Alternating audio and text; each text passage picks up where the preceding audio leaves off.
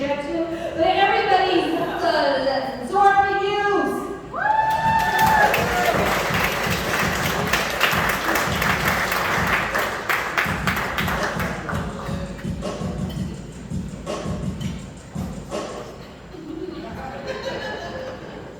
Let's get the obvious out the way right now. CeeLo had a yard sale and now we're wrap the fuck up. As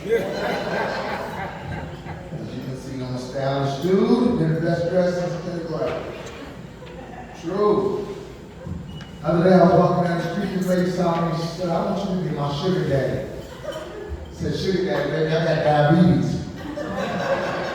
How about your gluten-free uncle?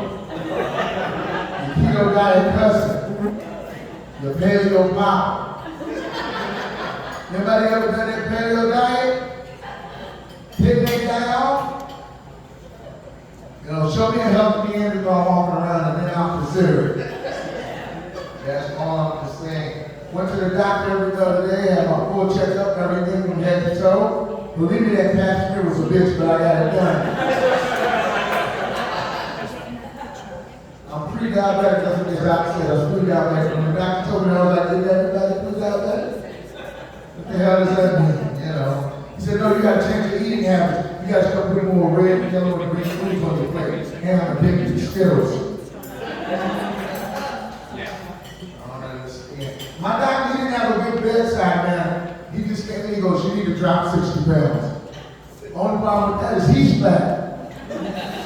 You know what I mean? How you gonna tell me you can't even button a white jacket?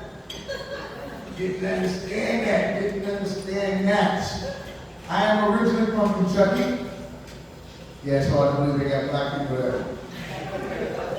Hillbillies, rednecks, and me, see what they look like when they don't breed. Take a good look. That's a stereotype we learn our cousins. That's not true. I've been dating my aunt for a while. I reckon you should know. I come from a place where the pigeons choose tobacco. You understand what I'm saying? They put gun racks on whites to give you an idea. I have a friend back home in Kentucky. He has high-class white trash. That's what we call it. That means he had a chandelier hanging from his trailer. Fancy. I live in San Francisco now. Interesting place to live. I live in the Tenderloin. Yeah, I know what the Tenderloin is, right? Yeah, it's the only place I've been where you see an empty wheelchair and not be concerned about where's the person that was in it. You know what I mean? I was walking past the guy, he was shooting up. As I walked past him, all over and said, I don't drink soda because soda's bad for my health. That's the TL. I saw a guy, he had a lazy eye, butt teeth, weak chin. He had on a shirt that says, I make pretty babies. That's the TL. Saw a racist homeless guy. He called me the N-word, 30 minutes later asking for change. I said, change, you just called me the N-word. Why you gotta bring up bullshit? That's the TL. There was a prostitute, she's a little person, she goes by the name of Half Price. That's the TL. I can't make this shit up. Serious, man. I had a, bear in mind, there was a dude who was blind, having a blind cell phone, and he said these words, when I see you, I'm fucking you up on sight. That's the TL. Can't make this shit up. Y'all ever been on Hyde Church? What I refer to as the homeless flea market. Why? Because homeless people find stuff, they set it up and they try to sell it to you. One day I'm walking on church and a homeless guy tried to sell me one shoe. What the hell am I gonna do with one shoe? He said take it one step at a time. I don't understand. That got a crazy family. Anyone else? Yeah. I got an uncle named Tom, but we can't call him that. My dad walked out of me in my home in 1979, went to get a pack of cigarettes, never returned. That's messed up, but he kept me from smoking. Yeah. Crazy person in my family, my grandmother. When I was 5 years old, I witnessed her beat my dad. He owed the money in my face, like, come on, mom, we don't tell you what to do no more. See this boy, this is my son, see this woman, this is my wife, get the fuck out of my face. See how quiet child is, how we were like, even the dog pissing on himself, couldn't believe it. My grandmother takes his arms behind his back like they on cops, turns him over her lap, starts beating his ass. He got loose running under the bed, assuming he's gonna be safe. My grandmother chased him under the bed and whooped his ass under the bed. Went out on like a brimstone preacher, she was like, you 3 pounds in the ground, and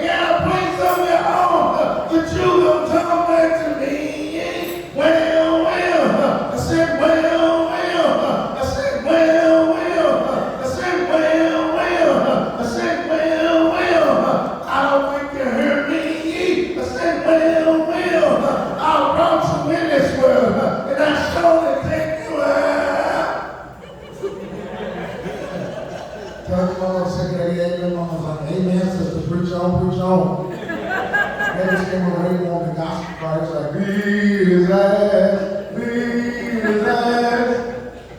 And we see your dad get his ass whooped, he ain't have the same respect for me anymore. I still have that cop look at TV like, didn't I say you go to bed? I call grandma. Okay, you win. Yeah. I just broke up with my girlfriend, I'm dating again.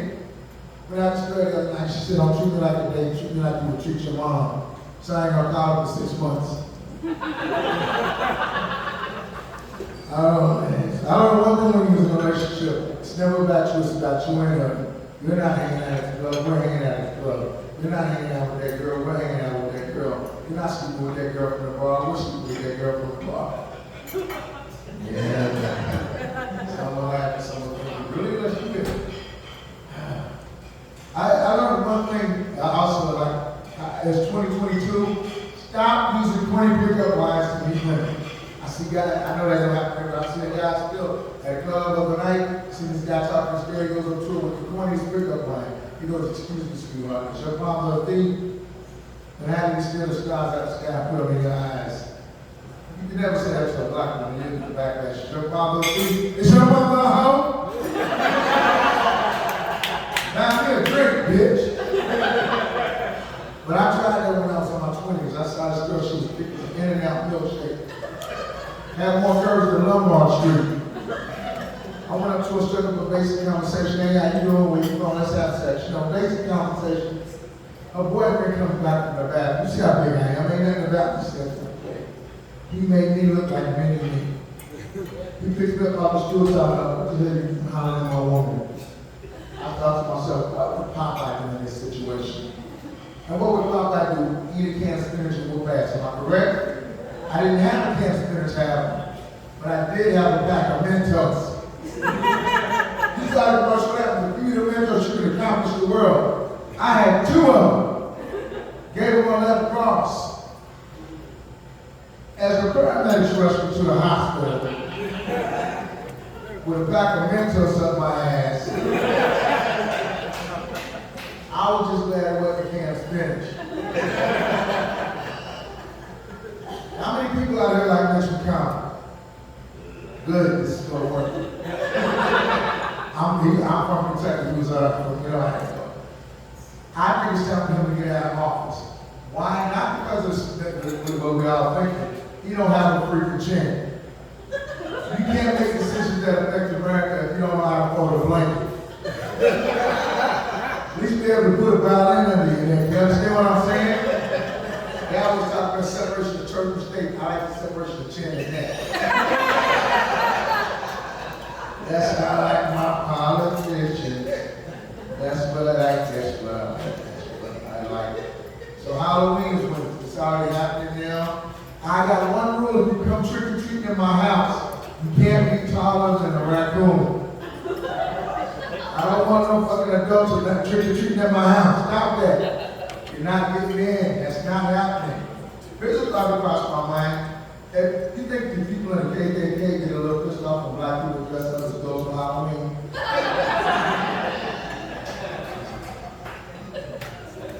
Hey, this is the perfect city. Let me ask you this. If we were to have a seance in here right now to bring somebody back from the dead and they don't respond, is that considered ghosting?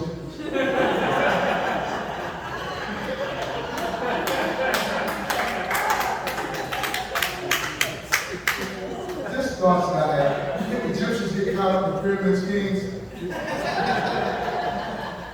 And 4 members of the National Rifle Association carpool who call shotgun.